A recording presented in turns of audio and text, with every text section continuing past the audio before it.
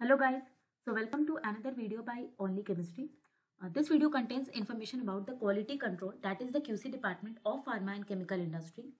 Guys, जैसे कि मैंने पहले भी कहा था कि MSc के बाद या BSc के बाद हम एक इंडस्ट्री लाइन को अपना अल्टीमेट करियर समझते हैं, that we can join the industry and we can get paid there. But हमें किस डिपार्टमेंट में जाना चाहिए वो हमें नहीं पता, because we don't know what is a work in QC, QA और R&D. We just know the names that there is R&D department, there is QC department, but we don't know what work is there and which one should be opt for.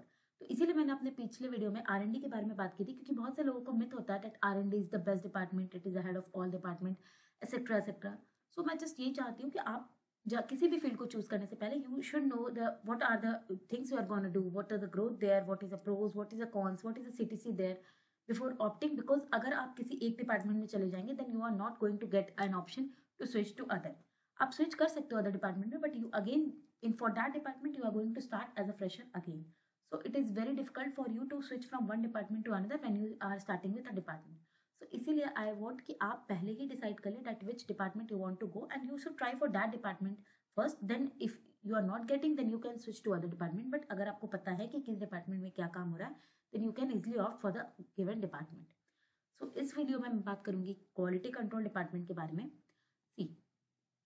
See guys, industry में quality control department होता है pharma industry में, जो कि quality check करती है. मैं इसमें काम क्या है, काम ये है कि जैसे कोई भी API या एक्टिव फार्मास्यूटिकल कोई मेडिसिन मैन्युफैक्चर हुई तो क्वालिटी कंट्रोल वाले उसको रन करते हैं अपने सिस्टम पे और देखते हैं कि वो जो मेडिसिन प्रिपेयर हुई है वो पास हो रही है कि नहीं हमारे डिजायर्ड क्वालिटी में. जो भी हमने क्वालिटी लिख के दी है कि इतने % प्योर होना चाहिए, इतना % उसका ऐसे होना चाहिए, उसमें पास हो रही है कि नहीं.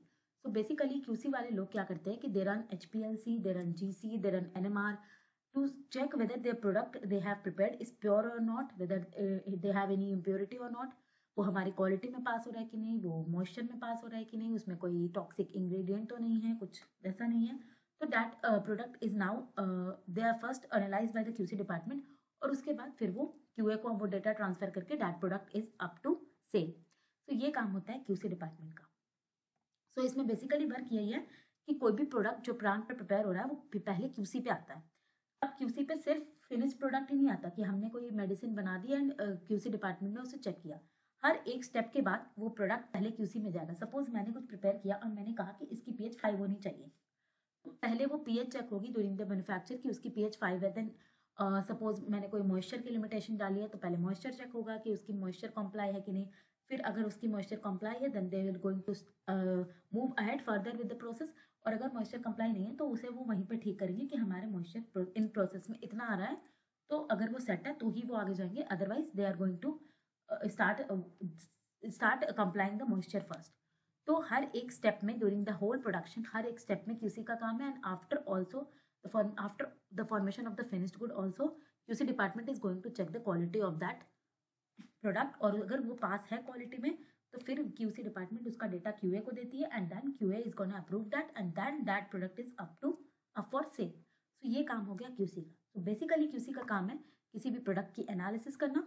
अगर वो पास है then they will produce the data to the QA, लेकिन वो रिटन डॉक्यूमेंट देती है क्वालिटी अश्योरेंस डिपार्टमेंट को और फिर वो अगर पास हो गया तो कस्टमर को बेचती है. अब गाइज काम क्या है, काम है जैसे मैंने बताया कि आपने कोई प्रोडक्ट बनाया तो you are going to run that on HPLC. अगर हमने कोई केमिकल प्रोडक्ट बनाया तो हम HPLC पे देखते हैं कि उसकी प्योरिटी कितनी है, या हमने GC रन किया कि जो हमारे प्रोडक्ट है क्या वो अपने डिजायर्ड उसकी जो पीक आ रही है क्या वो हमारे प्रोडक्ट की पीक पे आ रही है, मतलब जिस पे हमारी प्रोडक्ट की पीक आती है उस वाली RT पे आ रही है कि नहीं. तो GC चलाते हैं हम, we run HPLC, Karl Fischer use करते हैं हम, pH मीटर यूज करते हैं, NMR यूज करते हैं, जो भी इंस्ट्रूमेंट है बेसिकली आप इसमें वो यूज करते हो. तो this is the analytical work, like you are going to use here analytical chemistry, you are going to use the instruments, you are going to use the pH meters etc. So this is the analytical work. So अब बात करते हैं इसके growth की. Growth क्या है, see अभी आपने कंपनी ज्वाइन करी, you will get to know the different how this instrument run. पहले वो आपको सिखाएंगे कि ये इंस्ट्रूमेंट कैसे चलता है. when you have learned all the things, आपको पता लग गया कि हाँ HPLC ऐसे चलती है, GC ऐसे चलती है, इसके सैंपल के लिए इसका सैंपल प्रिपरेशन ऐसे होता है, आपने सारा वर्क जान लिया. आफ्टरवर्ड आप 4-5 साल यही काम करेंगे. कोई भी प्रोडक्ट आया you are going to do the same analysis and same you know how to run the GC, you'll run the GC, you'll run the HPLC. So growth इसकी ये है कि अगर आपने कोई काम सीख लिया, you are going to do this a lot of years. उसके बाद they will make you executive, you are going to analyse different person. उसके बाद क्या होगा कि आपको वो प्रमोट करेंगे and then after some years you are going to analyse this, you will supervise. आप अपने जूनियर्स को सुपरवाइज करेंगे, उन्हें सिखाएंगे. So this goes on, and after that again after few years you are going to become the head of QC and you will manage all the things there. So this thing takes time. Initially आप GC सीखेंगे तो जैसे कि हमने किसी भी काम में हम जैसे हमें एक बार पता लग गया कि हमें ये करना है, then daily we have to do the same thing. So their growth wise it is not as such. Also chemistry wise is it not as such because आपको अगर एक बार इंस्ट्रूमेंट चलाना आ गया है so आपको बार बार इसमें कुछ नहीं सीखना. आपने एक बार पता लग गया कि HPLC ऐसी है, GC ऐसी है, आपको इतने पे RT लानी है, तो then you again every day you are going to do the same thing. So there is no as such chemistry used है.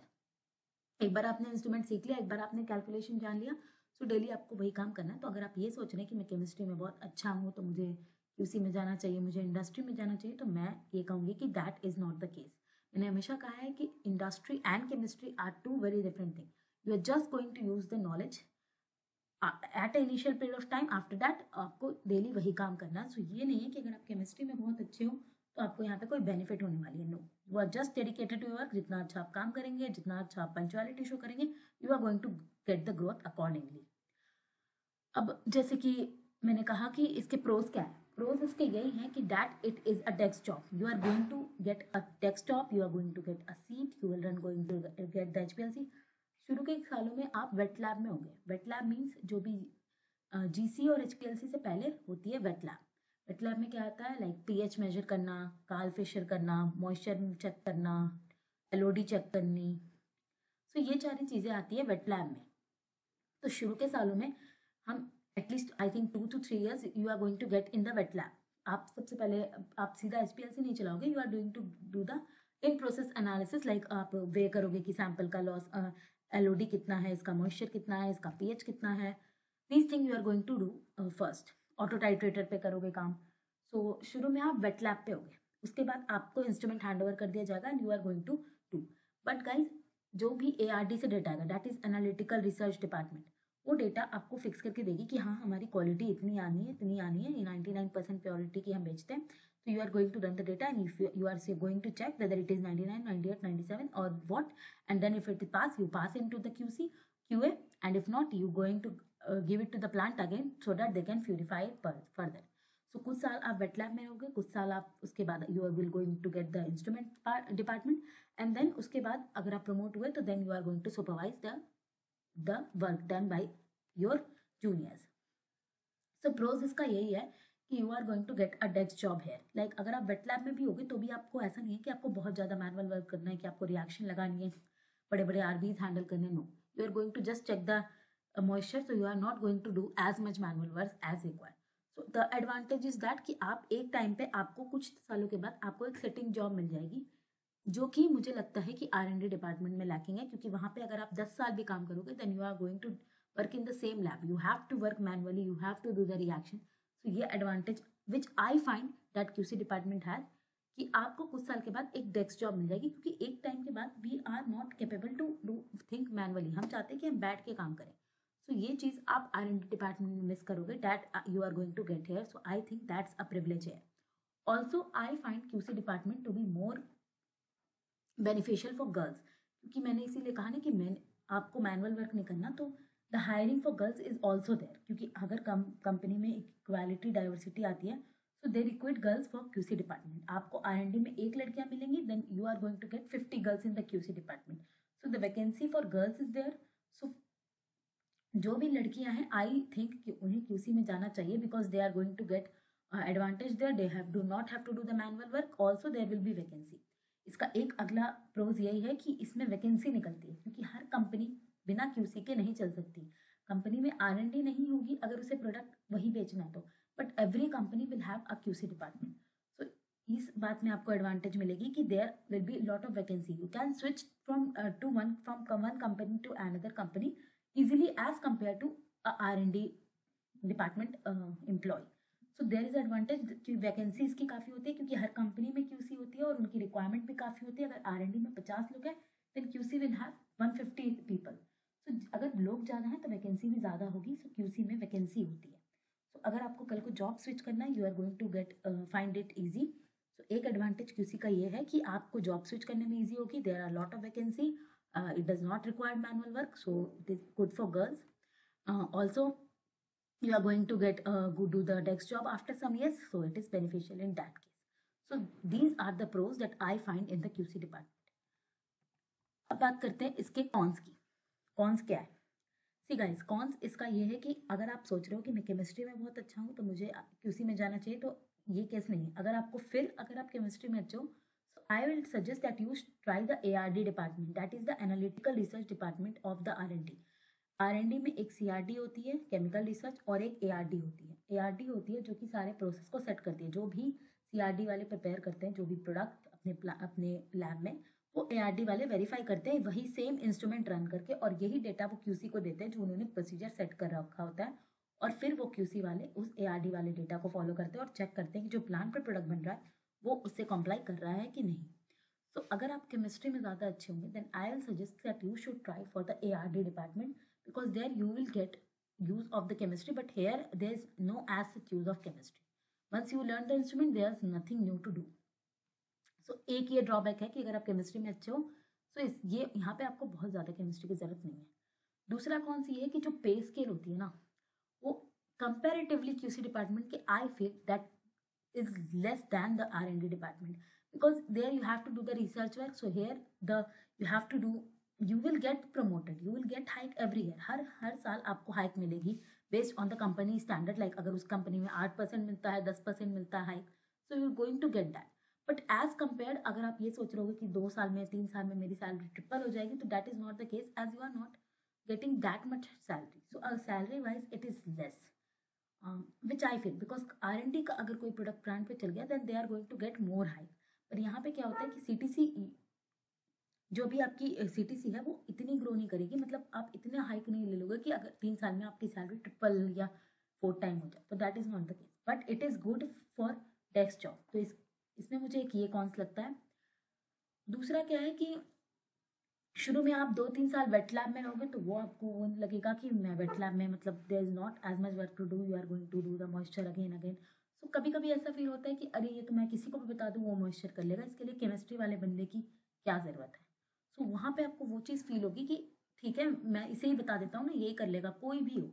तो अगर आपने उसे बता दिया कि ये मशीन ऐसे चलेगी, ये सीख लिया उसने, तो वो खुद भी चला देगा, तो आपको वो फील होगा कि क्या ज़रूरत है इन्हें BSc ग्रेजुएट या केमिस्ट्री ग्रेजुएट हायर करने की, ये तो मैं किसी को भी बता दूँ। तो दैट इज़ अ डिसएडवांटेज कि आप सोचेंगे कि ये 3-4 साल जब आप वेट लैब में रहेंगे, सो यू विल थिंक कि क्यों हमें रखा है इसके लिए। एक ये कॉन्स मुझे लगता है इसका। ऑल्सो आई फील कि QC डिपार्टमेंट में जैसे आपने देखा कि अगर क्वालिटी पास नहीं होती है तो आपको थोड़ा डांट सुनने को मिलेगा कि क्यों प्रोडक्ट, जबकि आपने वो प्रोडक्ट नहीं बनाया, neither you are going have prepared the product, neither you are responsible for its purity. But एक इंडस्ट्रीज में होता है कि अगर आपका प्रोडक्ट पास नहीं हो रहा then you are going to get scolded for that. So एक ये डिसएडवांटेज है थोड़ा सा इस पॉइंट ऑफ व्यू से। बाकी आई थिंक कि QC department is good for girls. बात करें CTC की, तो देखो अगर कोई फ्रेशर बंदा है they are going to start from campus placement से। अगर कोई CTC, अगर कोई R&D में आया है, QC में आया है, QA में आया है, they are going to get the same salary if they are of MSc chemistry, and if they are of BSc chemistry again they are going to get the same salary. अगर कोई MSc chemistry का बंदा आता है तो उसको R&D में, QC में, QA में, चाहे किसी भी डिपार्टमेंट में जाए, they are going to get the same salary. So ऐसा नहीं है कि कोई R&D का बंदा है तो R&D हेड डिपार्टमेंट है तो R&D को ज़्यादा पैसा मिलेगा, no, that is not the case. QC, QA, R&D सब एक ही जगह से शुरू करते हैं। आफ्टर ईयर्स आप डिपेंड करता है कि आपको कितनी हाइक लगी, उसकी कितनी हाइक लगी, और तब सैलरी में डिफरेंस आता है। Initially all of you are going to start from the same CTC कितनी होती है? See guys, it's depend from company to company, but generally maximum companies recruit for 20,000। I think 20,000 पे इनिशियली आप शुरू करोगे, उससे कम भी होती है कई कंपनी में और कुछ से ज़्यादा भी होती है, but maximum you are going to get is 35,000। Initially you are not going to get more than that. 35,000 आपकी CTC होगी लगभग, और अगर आप IIT ग्रेजुएट्स हो तो 40,000, then you are going to get the CTC 40,000, लेकिन उससे ज़्यादा आपकी सैलरी नहीं होगी। तो अगर आप IIT के ग्रेजुएट हो तो मैक्सिमम 40,000, या किसी किसी डॉक्टर रेड्डी वगैरह में 50,000 होगी, बट उससे ज़्यादा नहीं है। और अगर आप किसी नॉर्मल इंस्टीट्यूट से हो तो I think you are going to get 20,000, around 20,000 to 35,000 you will going to get. तो ये आपकी इनिशियल CTC होती है। इसके बाद 10%, 8%, 20% जितना भी हाइक होता है कंपनी का, that is as per the company standard, so उतनी हाइक होती है। तो इनिशियल CTC आपकी रेंज करती है बिटवीन 20,000 टू 35,000। वैसे किसी किसी कंपनी में इससे कम भी होती है, I have seen those company, but एक एवरेज मैं बता रही हूँ कि 20 से लेकर 35-40 तक आपको CTC मिल जाएगी in the QC department. For MSc Chemistry, for BSc, I think the ranges from 16,000 to 35,000. It depends on again on the company. और जितनी भी आपकी CTC होती है लगभग उसका 83-84% सैलरी आपको इन हैंड मिलता है। कुछ परसेंट PF कटता है 12%, and then there is gratuity, there is other allowance, different allowance, so you are going to get 83-84% in your in hand salary as per your CTC। ये मैं आपको इन per month बता रही हूँ कि अगर आपकी 40,000 CTC है, then you are going to get at 32 to 34,000 in your in hand salary, and rest are your PF, gratuity, bonus, other thing. So this is the case of CTC. अगर आप बात करेंगे हाइक की, तो per year अगर आप एक average 10% hike भी लगाओगे तो उस अकॉर्डिंग आपकी CTC फिर बढ़ेगी। So this is the case with the CTC। So I hope आपको समझ आया होगा कि किसी डिपार्टमेंट में क्या काम है, क्या एडवांटेज है, क्या डिसएडवांटेज है।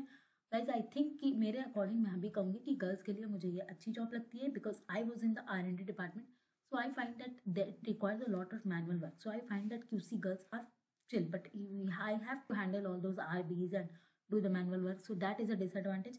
एक एडवांटेज इसका ये भी है कि आप केमिकल्स के सराउंडिंग में कम रहेंगे। You are not going to be in the toxic chemicals, like जो गैस रिलीज हो रही है R&D लैब में, दो ऑल दो गुड लगे होते हैं सबके लिए, बट फिर भी हमारी बॉडी को थोड़ा इफेक्ट तो करती ही है वो गैसेस।